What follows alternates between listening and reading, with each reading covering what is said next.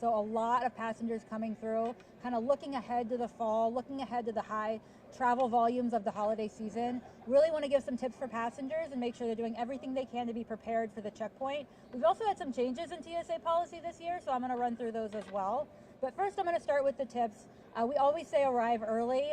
We say it every time, but it's just such a good thing to remember. We say 2 hours from when you step foot in the airport. So if you're returning a rental car, getting dropped off, give yourself a bit of extra time. Really, that's just to give the passenger that buffer. I think most people know the lines here at Milwaukee are really smooth. We don't have wait time issues, but generally you'd rather be on the other side of the checkpoint enjoying and starting your vacation versus kind of in a rush checking that boarding time. So arrive early. Second point, unpack before you pack. So take your carry-on bag, take everything out of it before you pack for this vacation. Usually when passengers' bags alarm and we find something in it, they say, oh my gosh, I didn't even mean to bring that item. I don't need it on this trip. But when you take everything out, you don't put anything in the bag that you didn't mean to have. Saves you time and trouble at the airport. And then our third point is reach out for help if you have questions. So we have a lot of resources. We're on social media. You can text us, you can tweet us, you can reach us on Facebook Messenger, ask us your questions. We also have a tool called What Can I Bring?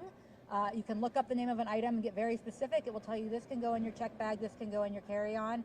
And really the point of that is just do the research at home so you're not in that position of having to abandon an item or run it back to your car, which can slow you down and slow everyone in line behind you down. So those are our kind of big reminders. They really save you a lot of time. Doesn't take a lot of time to do it at home, but it saves you time when you get here.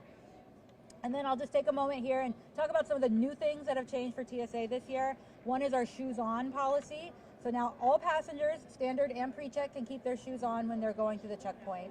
One tip I do want to tell people is that we still have shoes that alarm or that have to be searched.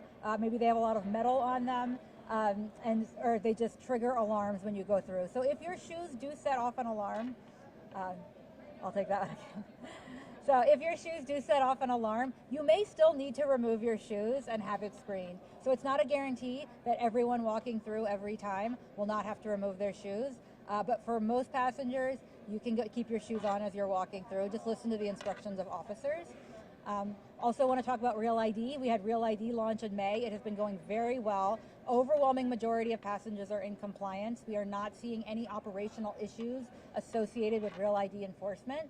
So just a reminder, what that means is you need to go to your driver's license, check for that star to see if it's a Real ID. If you don't have that, another acceptable form of ID such as a passport also works, and you can go to tsa.gov and look at our full list of acceptable IDs and see if you have something on the list. Passengers who do not have an acceptable form of ID, such as a Real ID or a passport, could face delays. So give yourself extra time if you're arriving to the checkpoint, you know you don't have a Real ID or another acceptable form of ID. And the last thing I want to touch on is our military benefits. We've rolled out a lot of new initiatives this summer just to show our appreciation to military members and make their travel experiences smoother. Here at Milwaukee, we're offering front-of-the-line privileges to uniformed military members and their families. So that's a great perk if you're traveling. Go through that line at the end. There's some signage there. It's all military members. Military members are also eligible for free pre-check enrollment, and then military survivor families are also eligible for free pre-check enrollment. So go to tsa.gov/precheck, and it will kind of run through that process of how you enroll. But really the goal there is just to, again, show our appreciation, make their travel a little smoother, and we have a lot of initiatives that are going really smoothly so far here and at airports around the country, giving those front-of-the-line privileges to help people get through the line faster. So I'll take a pause there. Anything I didn't hit on, we can talk about questions. Sounds good? Yeah. Anything, Francesca, from you?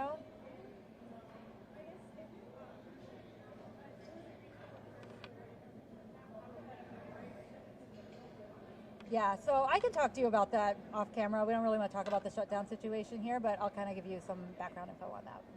Cool. Thank you. Thanks, guys. I was surprised. I feel like that never happens here, but they just don't respect